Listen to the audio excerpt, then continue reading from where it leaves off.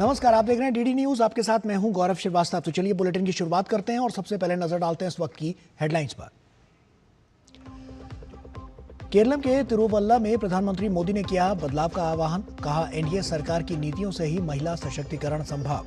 तिरुवनंतपुरम में road show में उमड़ी भारी भीड़।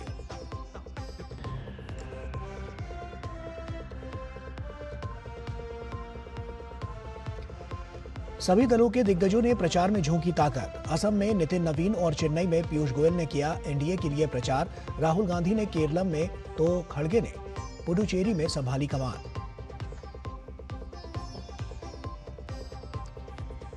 पुडुचेरी में बीजेपी और कांग्रेस ने जारी किया घोषणा पत्र। बीजेपी ने 2 मुफ्त गैस सिलेंडर देने का किया वादा, तो कांग्रेस ने बेटियों को सोना देने का किया वादा।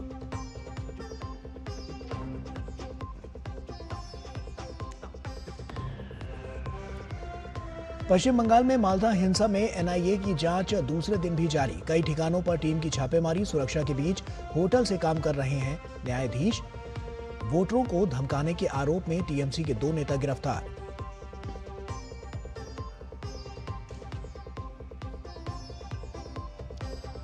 और ट्रंप ने ईरान को 48 घंटे के अंदर हॉर्मुज खोलने का दिया अल्टीमेटम। ट्रंप ने कहा, अब समय खत्म हो रहा, नहीं माने तो ईरान को कर देंगे तबाह।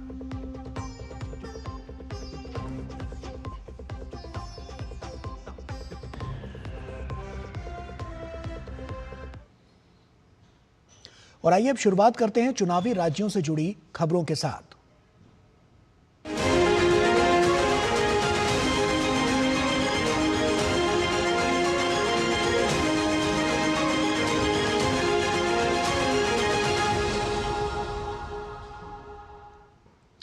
केरलम विधानसभा चुनाव के लिए प्रचार अभियान चरम पर है। प्रधानमंत्री नरेंद्र मोदी ने आज तिरुवनंतपुरम में विशाल रोड शो किया। पीएम ने भाजपा एनडीए के पक्ष में प्रचार किया। इस रोड शो में भारी जनसमूह उमड़ा।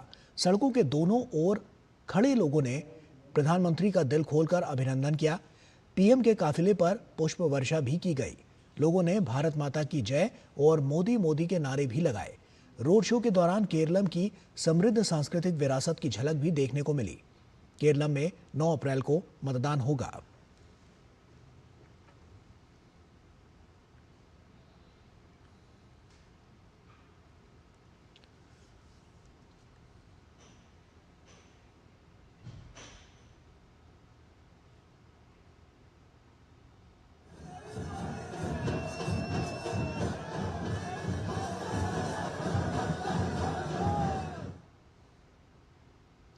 प्रधानमंत्री नरेंद्र मोदी ने तिरुवनंतपुरम में रोड शो को लेकर जनता का आभार जताया है। उन्होंने रोड शो को बेहद खास बताते हुए कहा गया कि बड़ी संख्या में लोगों की भागीदारी इस शहर की जीवंतता को दर्शाती है। प्रधानमंत्री ने हाल ही में स्थानीय निकाय चुनावों में भाजपा एनडीए को मिले ऐतिहासिक जनादेश का भी उल्लेख किया। उन्होंने कहा कि इस पूरे जनादेश का प्रभाव पूरे केरल में देखने को मिल रहा है और राज्य भर के लोग अब अपनी आकांक्षाओं को पूरा करने के लिए भाजपा एनडीए को एक मजबूत विकल्प के रूप में देख रहे हैं। और वहीं सोशल मीडिया प्लेटफॉर्म एक्स पर रोड शो की तस्वीरें साझा करते हुए उन्होंने लिखा कि भाजपा एनडीए एक विकसित तिरुवनंतपुरम के सपने को साकार करने के लिए पूरी दृढ़ता के साथ काम करती रहेगी, जो हमारे विकसित केरल के संकल्प को पूरा करने के लिए बेहद जरूरी है। कनेक्टिविटी एक प्रमुख फोकस क्षेत्र है। अभी कुछ ही महीने पहले तिरुवनंतपुरम तांबरम अमृत भारत एक्सप्रेस और तिरुवनंतपुरम चारलापल्ली अमृत भारत एक्सप्रेस को हरी झंडी दिखाई गई थी। तिरुवनंतपुरम और कासरगोड के बीच चलने वाली वंदे भारत एक्सप्रेस ने भी पूरे केरल में कनेक्टिविटी को बेहतर बनाया है।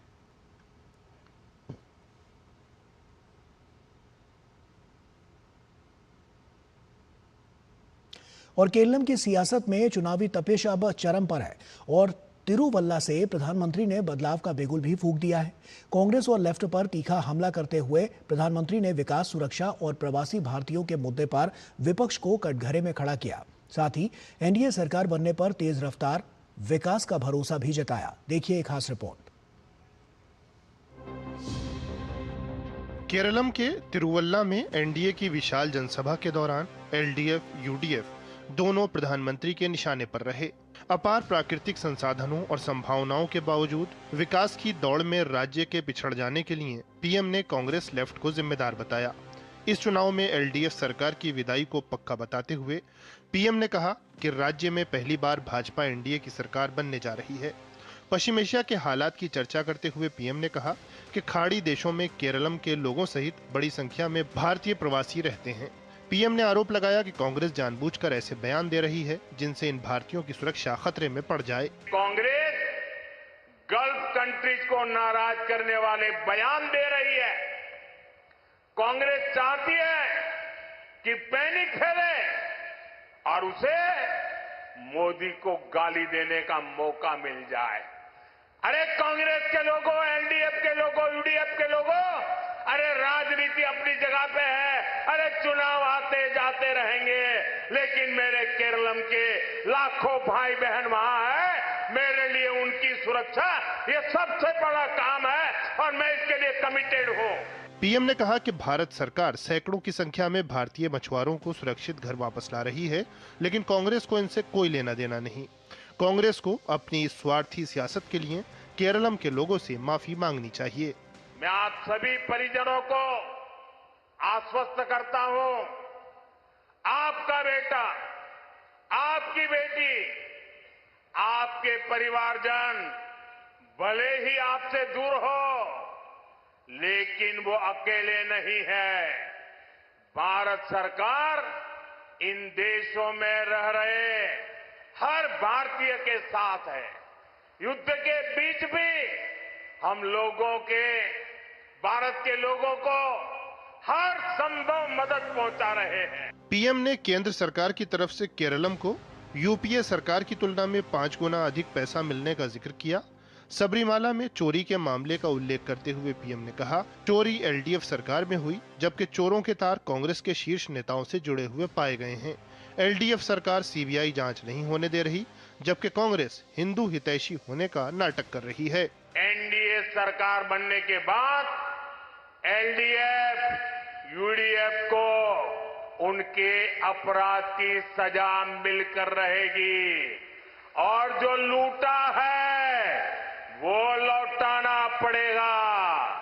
स्वामी अयप्पा और उनके भक्तों के आक्रोश के आगे ये लोग बच नहीं पाएंगे। पीएम ने कहा कि कांग्रेस, यूडीएफ और एलडीएफ इन दिनों एफसीआरए के लिए झूठ फैलाने में लगे हैं। पीएम ने इन पर सीएए कानून, यूसीसी और केरल स्टोरी, कश्मीर फाइल्स और धुरंधर जैसी फिल्मों पर भी झूठ फैलाने का आरोप लगाया। पीएम ने गारंटी दी कि केरलम में एनडीए सरकार 5 साल में वो विकास करके दिखाएगी जो 50 वर्ष में नहीं हुआ। धीरज के साथ ब्यूरो रिपोर्ट, टीडी न्यूज। और वहीं प्रधानमंत्री नरेंद्र मोदी ने महिला सशक्तिकरण को एनडीए सरकार की प्राथमिकता बताया। पीएम ने 2029 लोकसभा चुनाव से ही महिला आरक्षण का लाभ देने के लिए 16 अप्रैल से होने जा रही संसद की 3 दिवसीय बैठक का जिक्र किया। प्रधानमंत्री ने कहा कि संसद इस बात को सुनिश्चित करेगी कि जनसंख्या नियंत्रण में अच्छा काम करने वाले राज्यों की लोकसभा सीटें कम ना हो। प्रधानमंत्री ने इसके लिए कांग्रेस सहित सभी दलों से साथ आने का आह्वान भी किया। 16, 17, 18 को 2 काम करने हैं। केरल हो, तमिलनाडु हो, बाकी राज्य हो, जिन्होंने जनसंख्या नियंत्रण में अच्छा काम किया है। लोग झूठ फैला रहे हैं कि जनसंख्या कम हो रही है तो सीटें कम हो जाएगी। हम इस बार पार्लियामेंट में पक्का करना चाहते हैं, पार्लियामेंट में कानून पे थप्पा लगाना चाहते हैं कि केरल हो, तमिलनाडु हो, कर्नाटक हो, आंध्र हो, गोवा हो, तेलंगाना हो, कहीं पर भी लोकसभा की सीटें कम न हो, इसका थप्पा लगाने के लिए। और दूसरा, महिलाओं के लिए जो सीटें होगी वो अतिरिक्त सीटें बढ़ जाए, इतना बड़ा फायदा हमारे दक्षिण भारत के राज्यों को मिले, इसके लिए हम कानून संशोधन के लिए सत्र बुला रहे। हमने कांग्रेस के लोगों को मीटिंग के लिए बुलाया।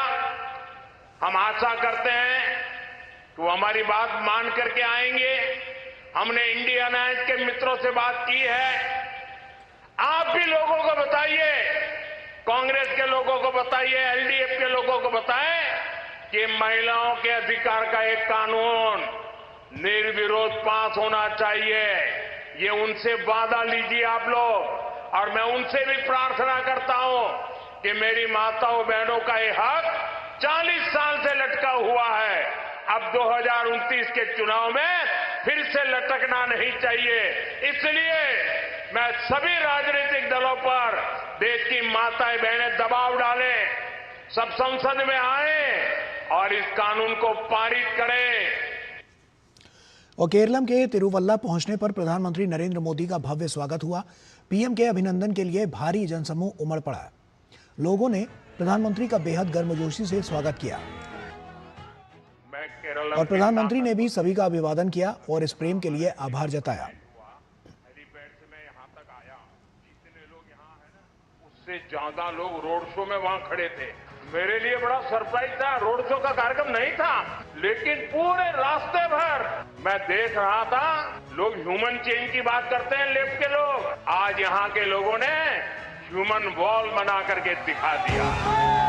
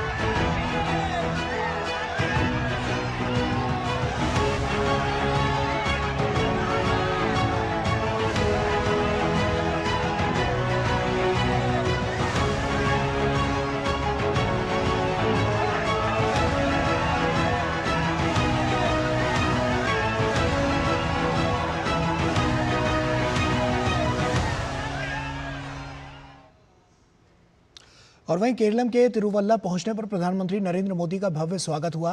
पीएम के अभिनंदन के लिए भारी जनसमूह उमड़ आया। लोगों ने प्रधानमंत्री का बेहद गर्मजोशी से स्वागत किया। पीएम ने सभी का अभिवादन किया और इस प्रेम के लिए आभार भी जताया। और साथ ही पुडुचेरी में बीजेपी ने अपना घोषणा पत्र जारी कर दिया है। भाजपा के घोषणा पत्र में 2 मुफ्त गैस सिलेंडर, ग्रुप सी और डी की नौकरियों में 60% स्थानीय आरक्षण और फसल के नुकसान के लिए 200 करोड़ रुपए के राहत कोष के वादे शामिल हैं। वहीं 20 सूत्रीय घोषणा पत्र का लक्ष्य पुडुचेरी में दूसरी बार एनडीए की जीत सुनिश्चित करना है।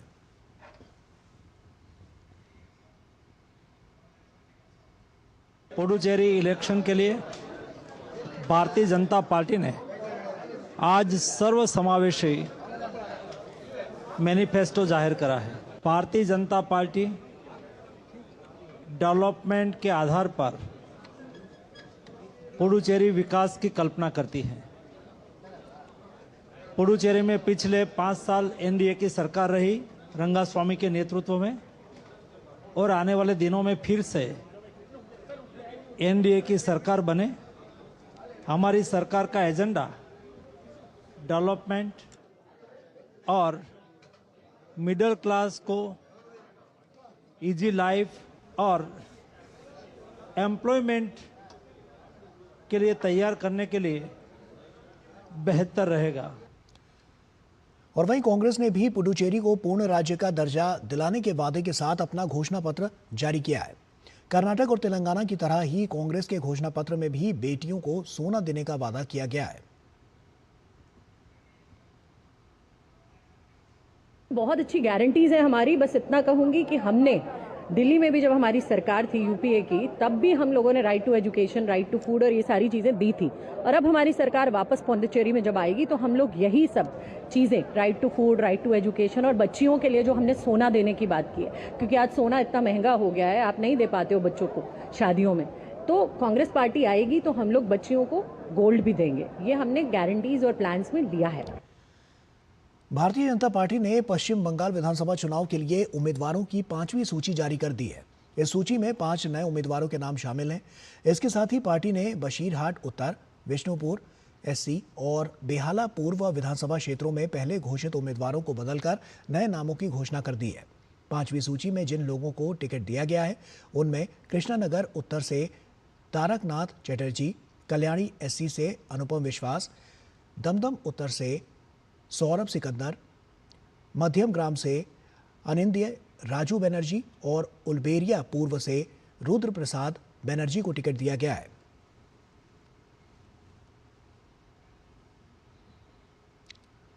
पांच प्रदेशों में विधानसभा चुनाव का काउंटडाउन शुरू हो गया है। असम, केरलम, पुडुचेरी में 9 अप्रैल को एक चरण में मतदान होना है। वहीं तमिलनाडु में 23 अप्रैल को और पश्चिम बंगाल में 23 और 29 अप्रैल को 2 चरणों में मतदान होना है। सभी पार्टियां पूरे दमखम से प्रचार में जुटी हुई हैं और अपनी अपनी जीत का दावा कर रही हैं। चुनावी राज्यों में आज क्या क्या हुआ, देखिए एक खास रिपोर्ट। असम में चुनावी सरगर्मी अपने चरम पर है। भाजपा अध्यक्ष नितिन नवीन ने असम में लगातार दूसरे दिन चुनावी जनसभा को संबोधित किया। श्रीभूमि में आयोजित जनसभा में नितिन नवीन ने एनडीए की जीत का दावा किया। उन्होंने कहा कि आज प्रधानमंत्री नरेंद्र मोदी के नेतृत्व में देश और असम तेजी से विकास की राह पर आगे बढ़ रहे हैं। सड़क, बिजली, रोजगार जैसे हर क्षेत्र में राज्य ने उल्लेखनीय प्रगति की है। नितिन नवीन ने कहा कि अब अरुणोदय योजना के तहत लाभार्थियों को 3,000 रुपए की सहायता राशि दी जाएगी। महिलाओं के सशक्तिकरण का जिक्र करते हुए उन्होंने कहा कि पीएम मोदी और मुख्यमंत्री हिमंता बिस्वा शर्मा के नेतृत्व में राज्य सरकार माताओं बहनों को आत्मनिर्भर बनाने के लिए प्रतिबद्ध है। उनकी सुरक्षा, सम्मान और आर्थिक मजबूती सुनिश्चित करने के लिए कई योजनाएं चलाई जा रही हैं। असम के चुनाव के परिदृश्य जनता ने पहले ही साफ कर दिया है। जिस प्रकार से भारी जनसमूह हर कार्यक्रमों में उपस्थिति दे रहा है, मेरा ये मानना है असम में फिर से एनडीए और भाजपा की प्रचंड जीत होने जा रही है और हम असम में 2/3 बहुमत से अपनी सरकार बनाने जा रहे हैं। पश्चिम बंगाल के मालदा में मुख्यमंत्री ममता बनर्जी ने जनसभा को संबोधित करते हुए कहा कि 2026 में दिल्ली में भाजपा सरकार का पतन होगा। वे बंगाल को टारगेट कर रहे हैं। 2026 সালে দিল্লিতে বিজেপি সরকারের পতন হবে। আমরা যদি একটু বুঝে থাকি, আমরা যদি একটু ভারতবর্ষকে চিনে থাকি। বাংলায় জিতে ওরা বাংলাকে টার্গেট করেছে, আমরা দিল্লিকে টার্গেট করছি। আগামী দিন তৈরি থাকুন মোটা ভাই। वहीं चेन्नई में भाजपा के वरिष्ठ नेता पीयूष गोयल ने श्वेत पत्र जारी करके कहा कि तमिलनाडु की सरकारी कंपनियों द्वारा संचालित संस्थानों पर भी लगभग 2 लाख करोड़ रुपए का अतिरिक्त कर्ज है। मुख्यमंत्री के पास इन सवालों का कोई जवाब नहीं है। वे तमिलनाडु के लोगों का ध्यान मूल मुद्दों से भटकाने के लिए झूठी कहानियां गढ़ रहे हैं, लेकिन ये नहीं बता रहे कि पैसा कहां गया। भ्रष्ट डीएमके सरकार के कारण तमिलनाडु दिवालिया होने की ओर बढ़ रहा है। Tamil Nadu is heading towards bankruptcy under the inept and corrupt DMK government.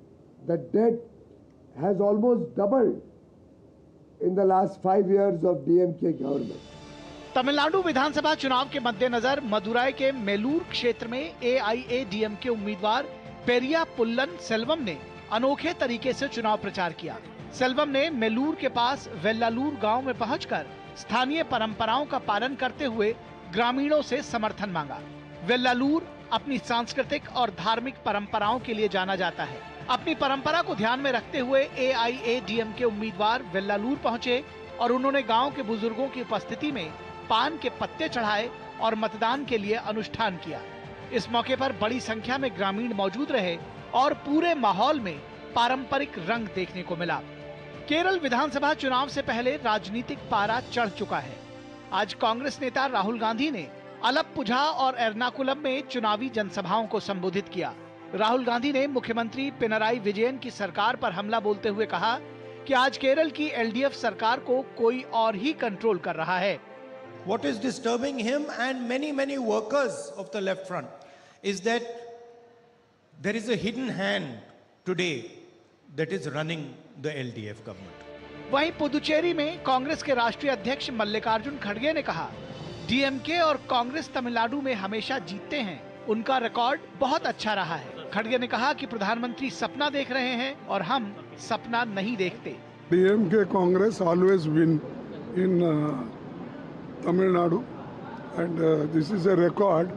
And he is dreaming. We are not dreaming. People are with us. People will vote. They will elect. चुनाव प्रचार, रैली और रोड शो देखकर ये पता करना मुश्किल होगा कि जनता किसकी ओर है। हालांकि सभी पार्टियां जीत का दावा कर रही हैं, लेकिन जीत का असली ताज किसे मिलेगा ये 4 मई को ही पता चलेगा। Bureau report, DD news. और तमिलनाडु में आगामी चुनाव के बीच आरोप प्रत्यारोप का दौर जारी है। हाल ही में तमिलनाडु के मुख्यमंत्री स्टालिन ने केंद्रीय माध्यमिक शिक्षा बोर्ड यानी CBSE द्वारा जारी नए पाठ्यक्रम ढांचे पर आरोप लगाया था कि ये भाषाई दबाव और अन्यायपूर्ण नीति का हिस्सा है, जिस पर केंद्रीय शिक्षा मंत्री धर्मेंद्र प्रधान ने तीखी प्रतिक्रिया दी है। धर्मेंद्र प्रधान ने कहा है कि स्टालिन की आलोचना केवल राजनीतिक असफलताओं को छुपाने का प्रयास है। उन्होंने स्पष्ट किया है कि राष्ट्रीय शिक्षा नीति 2020 किसी भी तरह की हिंदी थोपने वाली नीति नहीं है, बल्कि यह मातृभाषा को प्राथमिकता देती है और छात्रों को बहुभाषी बनाने का अवसर भी देती है। प्रधान ने जवाब देते हुए एक्स पर लिखा कि नीति तमिल सहित सभी भाषाओं को समान महत्व देती है और इसे लागू करने के लिए शिक्षक प्रशिक्षण, समग्र शिक्षा और संस्थागत मजबूती जैसी योजनाएं मौजूद हैं। उन्होंने ये भी आरोप लगाया कि तमिलनाडु सरकार ने PM श्री स्कूल और नवोदय विद्यालयों की स्थापना में बाधा डालकर छात्रों से आधुनिक संसाधन और योग्य शिक्षक छीन लिए हैं। धर्मेंद्र प्रधान ने स्टालिन पर नीति को भाषाई दबाव बताकर भ्रम फैलाने का आरोप लगाया और कहा कि तमिलनाडु सरकार को इसे रोकने के बजाय राष्ट्रीय मिशन में भाग लेना चाहिए। पश्चिम बंगाल पुलिस ने चुनावी प्रक्रिया के दौरान कथित गड़बड़ी मामले में मुर्शिदाबाद जिले में बहरामपुर थाना इंचार्ज के खिलाफ अनुशासनात्मक कार्रवाई शुरू कर दी है और ये कार्रवाई कांग्रेस नेता अधीर रंजन चौधरी के चुनाव प्रचार और नामांकन दाखिल करने के दौरान हुई कथित बाधा के बाद की गई है। पुलिस ने इस मामले में तृणमूल कांग्रेस TMC के 4 आरोपित कार्यकर्ताओं के खिलाफ भी कानूनी कार्रवाई की है। अधिकारियों ने कहा है कि चुनाव के दौरान कानून व्यवस्था बनाए रखना सर्वोच्च प्राथमिकता है और नियमों का उल्लंघन करने वालों के खिलाफ सख्त कदम उठाए जाएंगे। मामले की जांच जारी है।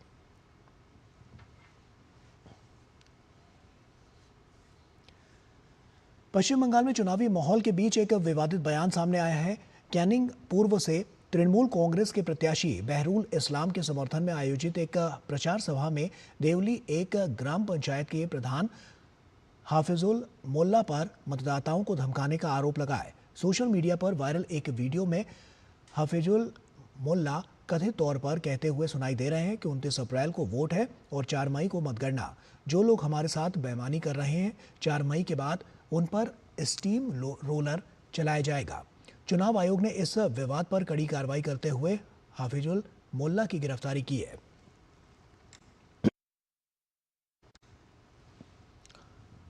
और वहीं पश्चिम बंगाल के मालदा में न्यायिक अधिकारियों को बंधक बनाए जाने का मामला अब सियासी और सुरक्षा दोनों मोर्चों पर बड़ा मुद्दा बन गया है। NIA की जांच तेज है और राजनीतिक आरोप प्रत्यारोप भी चरम पर है।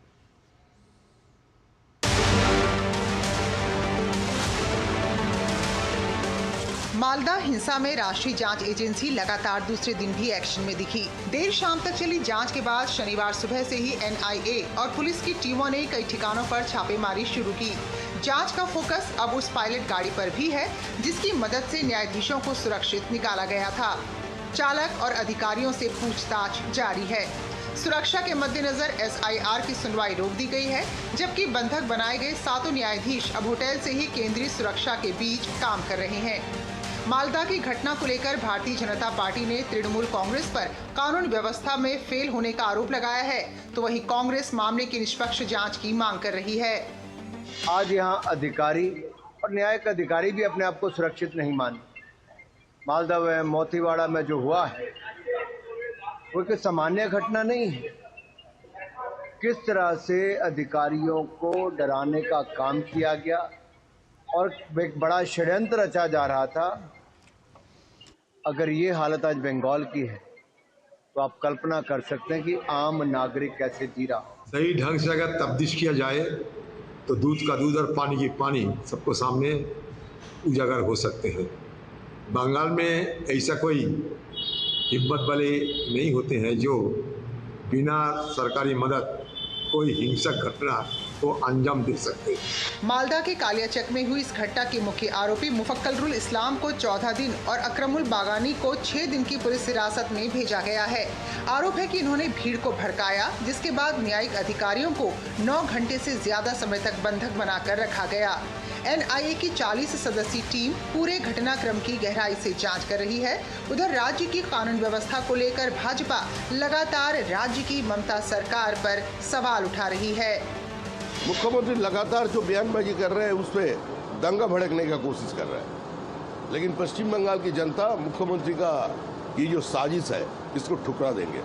पश्चिम बंगाल की जनता समझ गए हैं, वो बहुसंख्यक भी समझते हैं और अल्पसंख्यक भी समझ लेगा, और सारा निशाना, सारा उंगली तृणमूल का तरफ है, किसी विपक्ष का तरफ नहीं। पश्चिम बंगाल में कोई सेफ्टी सिक्योरिटी नहीं है, कोई भी सुरक्षित नहीं है। खुद ममता बनर्जी बार बार मंच में उठ के ऐसा भाषण देंगे, ऐसा धमकी देंगे, महिला लोगों को ऐसा ही बोलेंगे कि आप लोग कोई किसी को देखो तो आप लोग घर से आप हाथा खुंती लेकर निकल जाओ। तो इसका मतलब क्या है? इसका मतलब क्या है कि जनता के ऊपर भरोसा उसका चला गया है। हाफिजुल मोल्ला पर मतदाताओं को धमकाने का आरोप लगा है। सोशल मीडिया में वायरल हो रहे एक वीडियो में हाफिजुल मोल्ला कथित तौर पर कहते सुनाई दे रहे हैं, আমাদের 29 तारीख ভোট এবং 4 মে গণনার সন্ধ্যার পর থেকে তাদের উপরে স্টিম রোলার চলবে, আমরা খোলা আকাশের নিচে বলে যাচ্ছি। इस घटना के बाद हाफिजुल मोल्ला को गिरफ्तार कर लिया गया है। TMC के एक और नेता राजू मंडल ने चुनाव प्रचार के दौरान जनता को सीधे तौर पर धमकी दे डाली।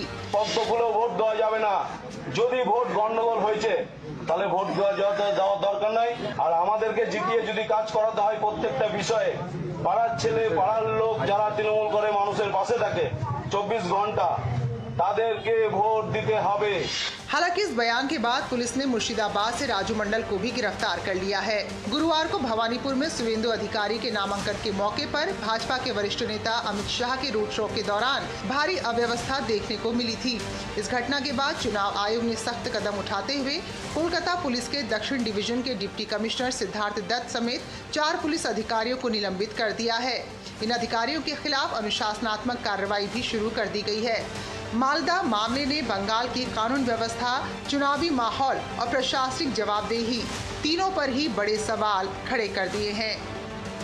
कोलकाता से सौरभ दत्ता के साथ ब्यूरो रिपोर्ट, DT न्यूज। और पश्चिम बंगाल में मुख्यमंत्री ममता बनर्जी ने चुनावी वादों के बीच दुआरे स्वास्थ्य योजना का ऐलान किया है, जिसमें उन्होंने हर घर तक स्वास्थ्य सेवाएं पहुंचाने का दावा किया है। लेकिन क्या ये वादा सिर्फ चुनावी बयानबाजी है या इसके पीछे कुछ हकीकत भी है? जलपाईगुड़ी के रायपुर चाय बागान का स्वास्थ्य केंद्र इसका उदाहरण है, जहां राज्य सरकार की स्वास्थ्य सेवाओं की असलियत देखने को मिली है। स्वास्थ्य केंद्र के बंद पड़े होने और सुविधाओं की कमी ने स्वास्थ्य सेवाओं को लेकर सवाल खड़े कर दिए हैं।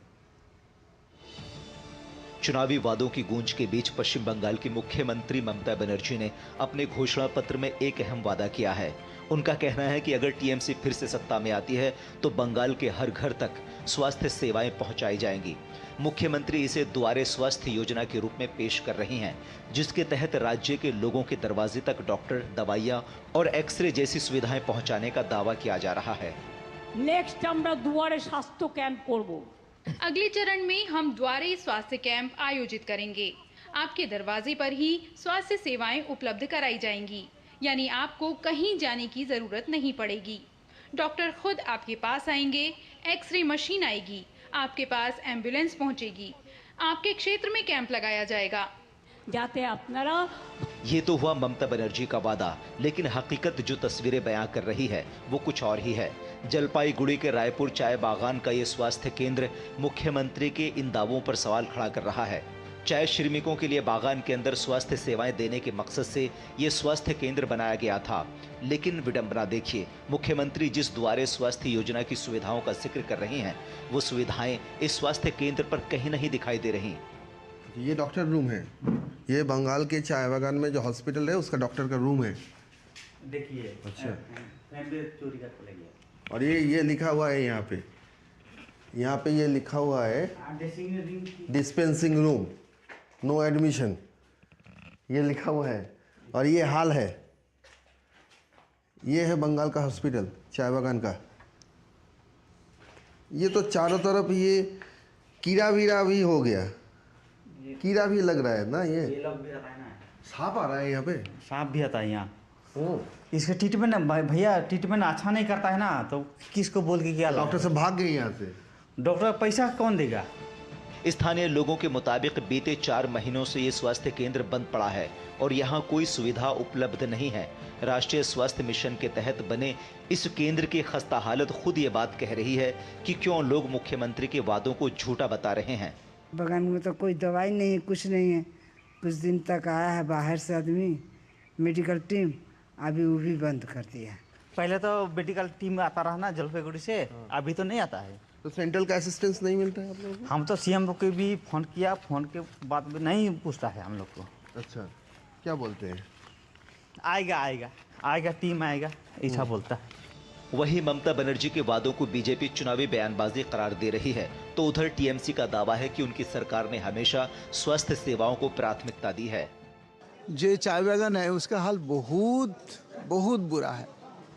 बिल्डिंग है, वहाँ पर डॉक्टर नहीं है, फार्मासिस्ट नहीं है, नर्सिंग स्टाफ्स नहीं है, ऐसे कि जो रिपेयर करने वाला जो है, कुछ जो थोड़ा काम हेल्प करने के लिए है, वो भी नहीं है।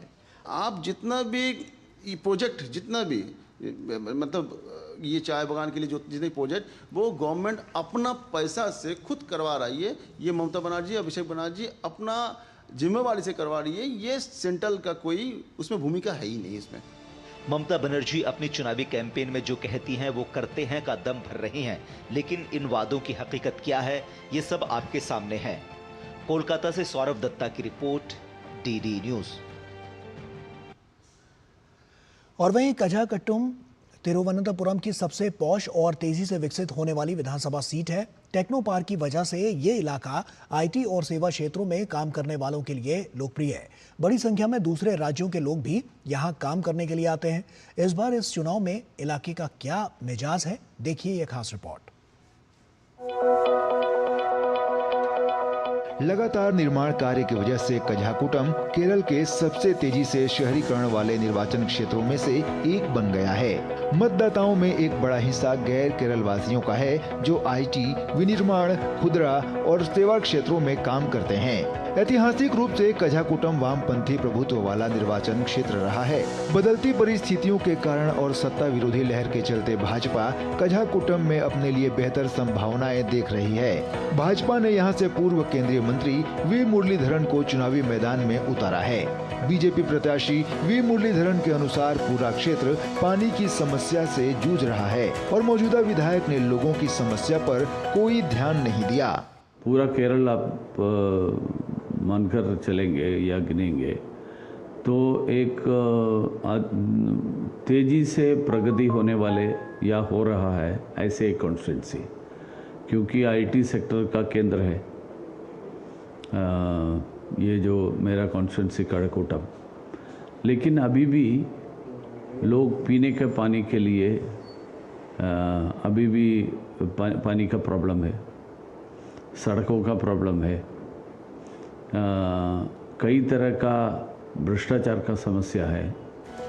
2021 के विधानसभा चुनाव में सीपीआई के उम्मीदवार कडाकम्पली सुरेंद्रन ने कझाकुटम सीट पर 63,000 से ज्यादा वोट प्राप्त करके जीत हासिल की थी। उन्होंने भाजपा उम्मीदवार को हराया था। इस बार भी उन्हें अपनी जीत पर भरोसा है। उन्हें यहाँ की असलियत नहीं पता। वे यहाँ सिर्फ 2 महीनों से हैं और वो भी तब जब उन्हें पता था कि चुनाव होने वाले हैं। मैं पिछले 10 सालों से यहाँ एमएलए और मंत्री के तौर पर काम कर रहा हूँ। असल समस्या 65 साल पुरानी मिट्टी की पाइपलाइन है, जिसका इस्तेमाल आज भी पानी की सप्लाई के लिए मुख्य स्टोरेज तक पानी पहुँचाने के लिए किया जाता है। ये बात 65 साल पुरानी है। विधानसभा की बात करें तो लोगों का कहना है कि पानी एक बड़ी समस्या है। लोगों के घरों तक ठीक तरह से पानी नहीं पहुँच रहा है। कोई कुछ पूछने वाला नहीं है, पानी नहीं है। एक दिन मिलेगा, फिर दूसरे दिन 12 दिन 15 दिन पानी नहीं मिलेगा। 2 साल से हम पानी के लिए फाइट कर रहे हैं। बिकॉज नंबर ऑफ टाइम से ना हमने इधर का एमएलए को मिला है, काउंसिलर को मिला है, प्लस हमारा वाटर अथॉरिटी में भी नंबर ऑफ टाइम्स गया हुआ है, वो लोग भी ऑलवेज है ना रॉन्ग कमिटमेंट्स दे रहा है। इस बार भी विधानसभा में मुकाबला जोरदार देखने को मिल रहा है। दोनों प्रत्याशी जनता के बीच में उपस्थिति दर्ज करा रहे हैं ताकि जीत हासिल की जा सके। अब 4 मई को चुनाव का परिणाम ही बताएगा कि इस बार कझाकुटम से कौन जीत हासिल करता है। कझाकुटम त्रिवेंद्रम की एक पॉश विधानसभा सीट है, क्योंकि केरल का पहला टेक्नो पार्क इसी विधानसभा क्षेत्र के अंदर आता है। भारतीय जनता पार्टी ने यहाँ से पूर्व केंद्रीय मंत्री वी मुरलीधरन को चुनावी मैदान में उतारा है, जिसके कारण पूरे राज्य की निगाह इस सीट पर लगी हुई है। लोगों का मानना है कि यहाँ कई तरह की समस्याएं हैं, जिसमें पीने के पानी की एक बड़ी समस्या है। अब देखना यह है कि क्या भारतीय जनता पार्टी इस सीट पर विजय पताका फहराती है या फिर ये सीट परंपरागत तरीके से एलडीएफ के खाते में जाती है। कैमरामैन मोर मुकुट के साथ नीरज सिंह, डीडी न्यूज़, तिरुवनंतपुरम। और इसी के साथ जनादेश की खबरों में फिलहाल अभी के लिए इतना ही।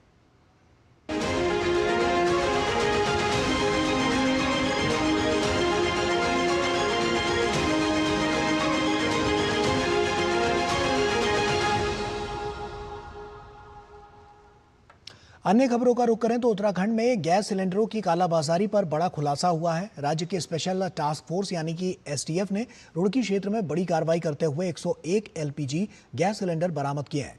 ये छापेमारी साउथ सिविल लाइंस इलाके में की गई है, जहां एक ही परिसर में अवैध रूप से बड़ी संख्या में गैस सिलेंडर जमा किए गए थे। शुरुआती जानकारी के मुताबिक जब्त किए गए ज्यादातर सिलेंडर इंदिरा गैस कंपनी के बताया जा रहा है कि एसटीएफ को इनपुट मिला था कि कुछ लोग सिलेंडरों की जमाखोरी कर रहे हैं और उन्हें ब्लैक मार्केट में ऊंचे दामों पर होटल और ढाबा संचालकों को बेच रहे हैं। इसी सूचना के आधार पर एसटीएफ टीम ने मौके पर छापा मारा और इस पूरे नेटवर्क का खुलासा किया। मामले की गंभीरता को देखते हुए खाद्य एवं नागरिक आपूर्ति विभाग की टीम को भी मौके पर बुलाया गया, जो अब पूरे मामले की जांच में जुटी हुई है। पश्चिम एशिया में बढ़ते तनाव के बीच केंद्र सरकार ने आम लोगों को बड़ी राहत दी है। अब 5 किलो एलपीजी सिलेंडर खरीदने के लिए एड्रेस प्रूफ की जरूरत नहीं होगी। पेट्रोलियम एवं प्राकृतिक गैस मंत्रालय के इस फैसले के तहत उपभोक्ता सिर्फ वैध पहचान पत्र दिखाकर नजदीकी डिस्ट्रीब्यूटर से छोटा सिलेंडर खरीद सकेंगे। वैश्विक ऊर्जा आपूर्ति पर संभावित असर को देखते हुए देश में ईंधन की उपलब्धता सुनिश्चित करने के लिए केंद्र सरकार द्वारा कदम उठाया गया है। ये फैसला खासतौर पर प्रवासी मजदूरों और उन लोगों के लिए किया गया है जिनके पास स्थानीय पते के दस्तावेज नहीं होते। 23 मार्च से अब तक करीब 5.7 लाख छोटे सिलेंडर बेचे जा चुके हैं, जो बढ़ती ज़रूरत और मांग को दर्शाता है। सरकार ने साफ किया है कि देश में पेट्रोल, डीजल और एलपीजी की कोई कमी नहीं है और लोगों से अपील की गई है कि वे घबराकर खरीदारी ना करें।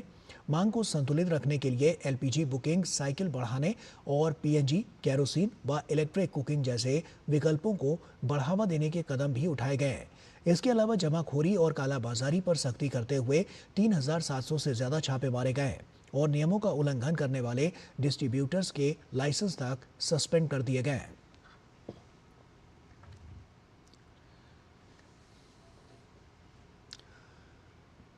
उधर यूपी पुलिस की एटीएस ने आज एक बड़ी साजिश का भंडाफोड़ करते हुए पाकिस्तानी खुफिया एजेंसी आईएसआई के इशारे पर सूबे को दहलाने की कोशिश करने वाले 4 लोगों को गिरफ्तार किया है। गिरफ्तार किए गए 4 संदिग्ध आतंकवादियों शाकिब, लोकेश, विकास और अरबाब को एटीएस कमांडो की कड़ी सुरक्षा के बीच अदालत में लाया गया। एनआईए अदालत ने आरोपियों को 5 दिन की रिमांड पर भेज दिया है। उत्तर प्रदेश एटीएस ने एक बड़ी साजिश का खुलासा करते हुए पाकिस्तानी हैंडलर्स के इशारे पर साजिश रचने वाले गिरोह को बेनकाब करते हुए 4 आरोपियों को गिरफ्तार किया है। गिरफ्तार आरोपियों की पहचान मेरठ निवासी साकिब उर्फ डेविल और अरबाब तथा गौतम बुद्ध नगर जिले के निवासी विकास गहलावत उर्फ रौनक और लोकेश उर्फ पपला पंडित उर्फ बाबू उर्फ संजू के रूप में हुई है। गिरफ्तारी के बाद एटीएस कमांडो की कड़ी सुरक्षा के बीच सभी आरोपियों को एएनआई अदालत लाया गया, जहां से उन्हें 5 दिन की रिमांड पर भेज दिया गया। जांच में सामने आया है कि गिरोह के सदस्य देश के प्रतिष्ठित संस्थानों, रेलवे सिग्नल बॉक्स और गैस सिलेंडर से भरे ट्रकों को निशाना बनाने की योजना बना रहे थे। साथ ही राजनीतिक व्यक्तियों की रेकी करके उनकी जानकारी पाकिस्तान तक पहुंचाई जा रही थी। ये गिरोह सोशल मीडिया प्लेटफॉर्म जैसे टेलीग्राम, सिग्नल और इंस्टाग्राम के माध्यम से पाकिस्तानी हैंडलर्स के संपर्क में था। शाकिब इन प्लेटफॉर्म्स के जरिए न केवल पाकिस्तान बल्कि अफगानिस्तान के कुछ संदिग्ध नंबरों और कट्टरपंथी समूहों से भी जुड़ा हुआ था। गिरोह के सदस्य देश के विभिन्न शहरों जैसे गाजियाबाद, अलीगढ़ और लखनऊ में महत्वपूर्ण स्थानों की रेकी करते थे। ये प्रतिष्ठित संस्थानों, वाहनों और रेलवे सिग्नल बॉक्स की जानकारी जुटाकर अपने हैंडलर्स को भेजते थे। इसके बाद इन स्थानों को निशाना बनाने की साजिश की जा रही थी। इसके बदले उन्हें QR कोड के जरिए पैसे मिलते थे। जांच में ये भी सामने आया है कि आरोपियों ने कुछ जगहों पर आगजनी की छोटी घटनाओं को अंजाम दिया और उनकी वीडियो बनाकर पाकिस्तान भेजे। इनका मकसद देश में भय का माहौल पैदा करना और आर्थिक क्षति पहुंचाना था। ATS को सूचना मिलने पर टीम ने लखनऊ रेलवे स्टेशन के पास कार्रवाई की और आरोपियों को योजना को अंजाम देने से पहले ही गिरफ्तार कर लिया। फिलहाल ATS इस पूरे नेटवर्क की गहराई से जांच कर रही है ताकि इस साजिश से जुड़े अन्य लोगों और विदेशी कनेक्शन का पता लगाया जा सके। Bureau report, DD news. और वहीं उत्तर प्रदेश के पुलिस महानिदेशक कानून व्यवस्था अमिताभ यश ने बताया कि सभी आरोपी देश विरोधी गतिविधियों में शामिल थे। मामले की गंभीरता से जांच की जा रही है। यूपी ATS को प्राप्त आसूचना के आधार पर एक गिरोह जो पाकिस्तानी हैंडलर से निरंतर संपर्क में था तथा देश विरोधी गतिविधियों को संचालित कर रहा था का अनावरण हुआ है। गिरोह के मुख्य सदस्य साकिब उर्फ डेविल पुत्र शकील अहमद निवासी मेरठ नाई का काम करता है। इस गिरोह के मुख्य सदस्य साकिब उर्फ डेविल द्वारा लखनऊ रेलवे स्टेशन के पास रेलवे सिग्नल तथा अन्य रेलवे संपत्ति को आगजनी व विस्फोट कर नुकसान पहुंचाने की योजना बनाई गई थी, जिसके कार्यान्वयन के पूर्व ही ATS टीम द्वारा गिरोह के सदस्यों को गिरफ्तार कर लिया गया। गिरफ्तार अभियुक्तगण को न्यायालय के समक्ष प्रस्तुत कर दिनांक 5 अप्रैल से 5 दिवस की पुलिस कस्टडी रिमांड प्राप्त किया गया है। और केंद्र सरकार का नक्सल मुक्त भारत का संकल्प अब पूरा हो गया है। बीजापुर सहित छत्तीसगढ़ के नक्सल वर्चस्व वाले क्षेत्रों में अब विकास की नई रोशनी फैल रही है।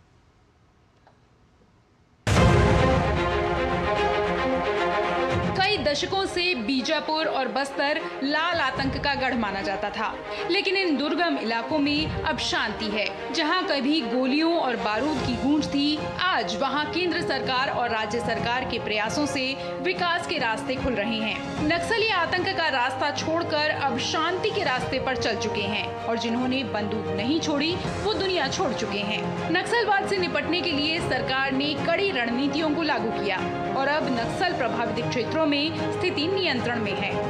इस समस्या को समूल नष्ट करने के लिए माननीय प्रधानमंत्री नरेंद्र मोदी जी को और अमित शाह जी को बहुत कृतज्ञता से दिल की गहराई से धन्यवाद ज्ञापित करता हूँ कि आपने जो वादा किया था और उस वादे पर खड़े होते हुए लगभग बीजापुर से नहीं, पूरे बस्तर से छत्तीसगढ़ से नक्सलवाद की खत्म हो गई। नक्सली सरेंडर और टारगेट खत्म होने के बाद बस्तर के लोगों में एक नई उमंग, एक नई जोश देखने को मिल रहा है। मैं जहाँ जहाँ भी फोन लगा रहा हूँ, हर जगह पे यही कह रहे हैं कि हमको मुक्ति मिल गई, हमको स्वतंत्रता मिल गई।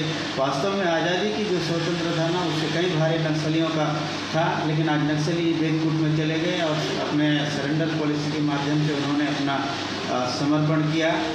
घने जंगल, दुर्गम पहाड़ियां और सीमित पहुंच के कारण नक्सली यहां अपनी समानांतर सरकार चलाते थे। आम लोगों की जिंदगी भय और असुरक्षा के बीच गुजरती थी, लेकिन बीते 2 साल में सुरक्षा बलों के लगातार अभियान, आधुनिक रणनीति और स्थानीय सहयोग से हालात पूरी तरह बदल गए।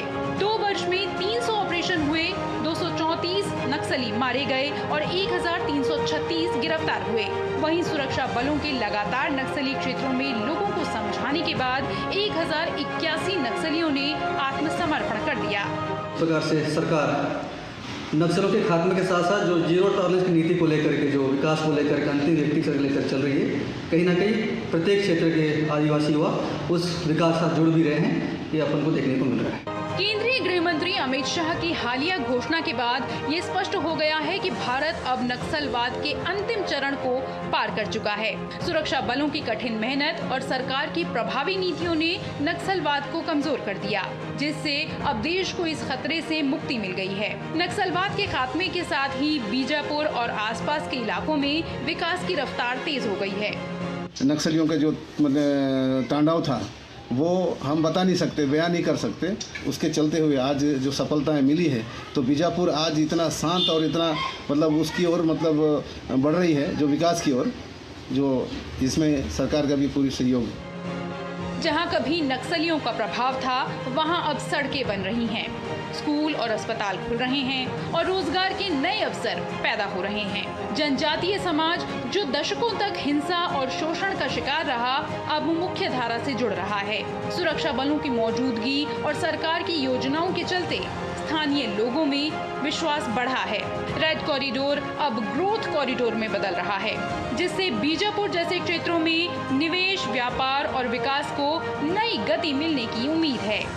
बीजापुर से संतोष कुमार के इनपुट के साथ ब्यूरो रिपोर्ट, DT न्यूज। और उपराष्ट्रपति CP राधाकृष्णन बिहार के मोतिहारी में महात्मा गांधी केंद्रीय विश्वविद्यालय यानी MGCU के तीसरे दीक्षांत समारोह में बतौर मुख्य अतिथि शामिल हुए। उपराष्ट्रपति ने सोशल मीडिया प्लेटफॉर्म X पर तस्वीर साझा की और लिखा कि संघर्ष और विभाजन के समय में महात्मा गांधी जी का अहिंसा का सिद्धांत आगे बढ़ने का एक शक्तिशाली मार्ग प्रदान करता है।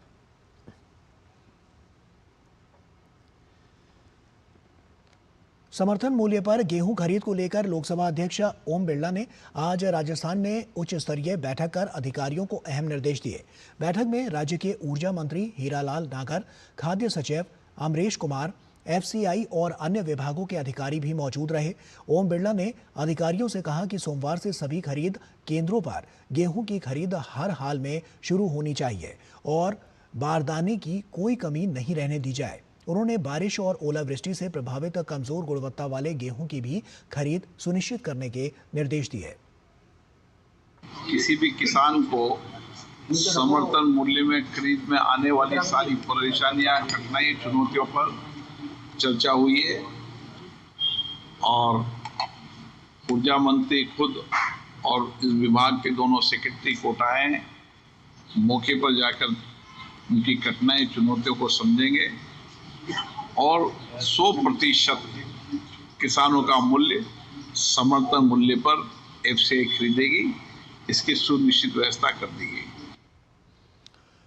और वहीं खाद्य सचिव ने बताया कि इस बार 471 खरीद केंद्र बनाए गए हैं और बारदाने की आपूर्ति 24 से 48 घंटे में पूरी कर दी जाएगी। साथ ही कोटा, बूंदी, बारां और झालावाड़ में आ रही समस्याओं के तत्काल समाधान के निर्देश भी दिए गए हैं ताकि सभी किसानों की फसल समर्थन मूल्य पर खरीदी जा सके।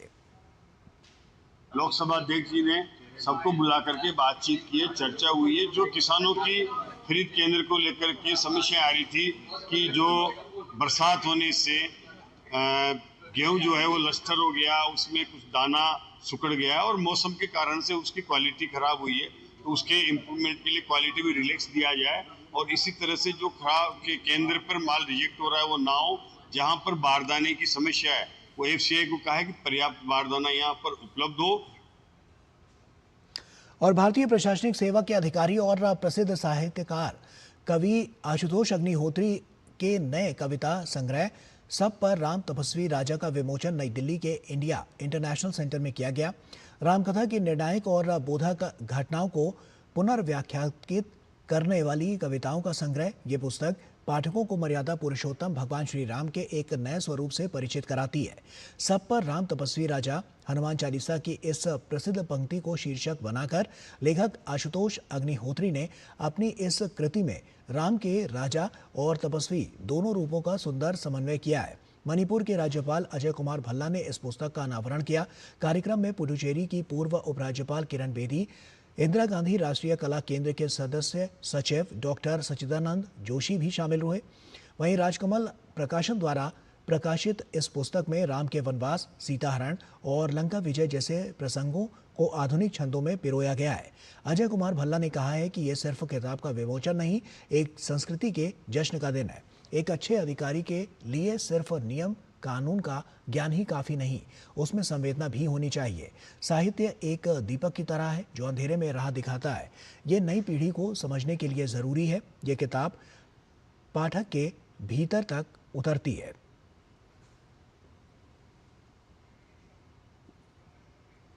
आज की नई जनरेशन के लिए इसको इस नज़रिए से कंटेक्चुअल वे में समझना और उसके जो एक्चुअल मीनिंग आज की सोसाइटी में रेलेवेंट है, एक बहुत ही ज़रूरी चीज़ है। तुलसीदास जी ने लिखा है कि राम नाम मणिदीप धरू जिहि देहरी द्वार, तुलसी भीतर बाहर हूँ जो चौहसी उजियार।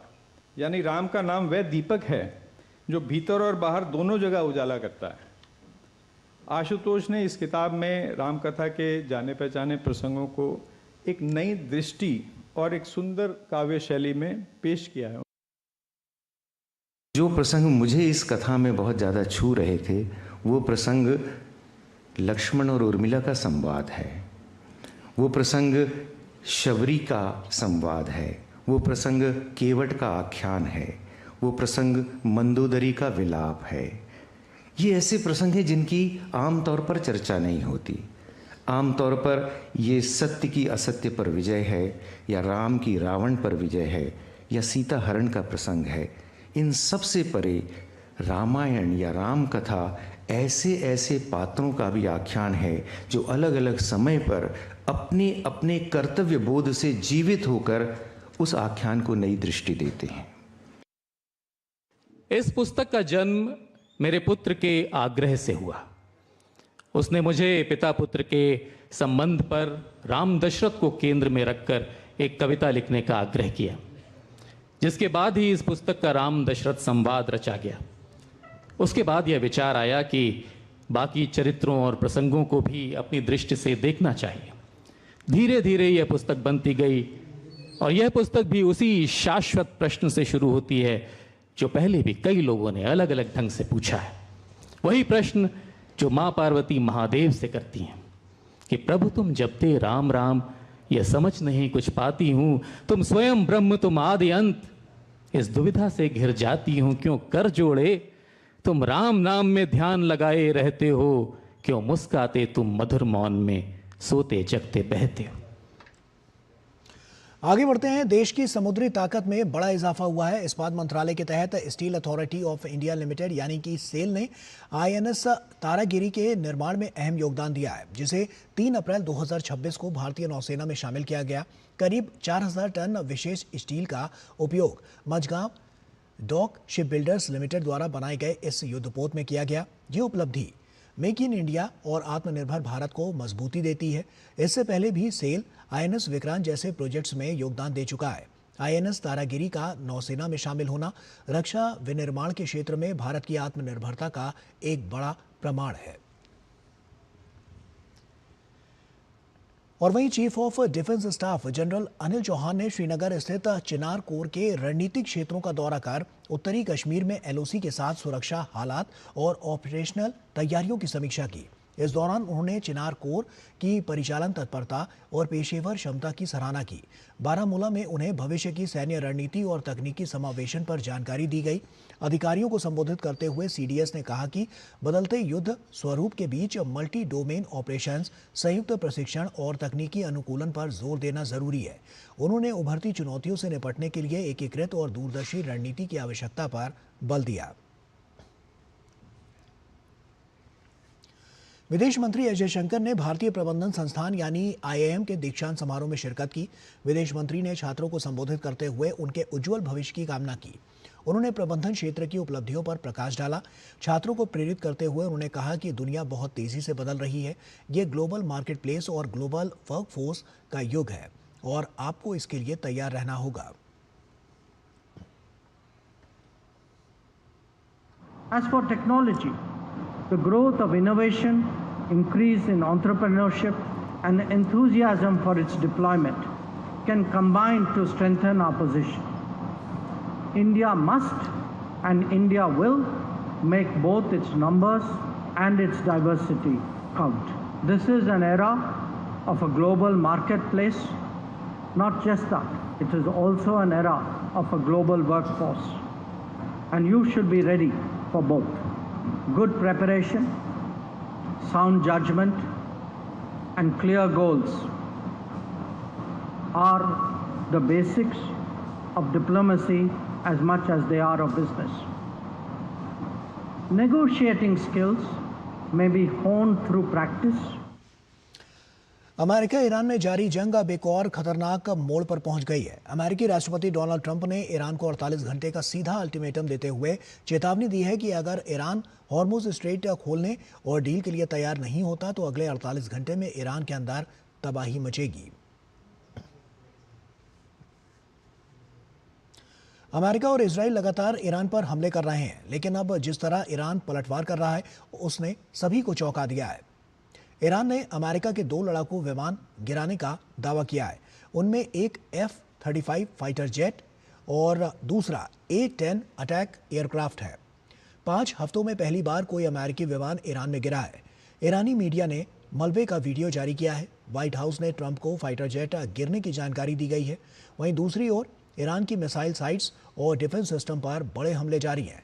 ईरान ने अमेरिका का 48 घंटे का युद्ध विराम प्रस्ताव ठुकराया है, यानी वो किसी भी कीमत पर झुकने को तैयार नहीं है।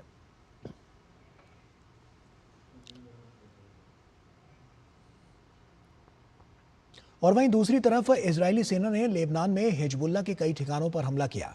इजरायली सेना ने हिजबुल्लाह के बुनियादी ढांचों पर प्रहार किया है। इजरायली हमलों के बाद दक्षिणी बेरूत में धुआं उठते देखा गया। इजराइल ने हिजबुल्लाह के खात्मे के लिए ग्राउंड ऑपरेशन शुरू कर दिया है। इजराइल की सेना ने दक्षिणी बेरूत के 7 इलाकों को खाली करने का आदेश दिया है।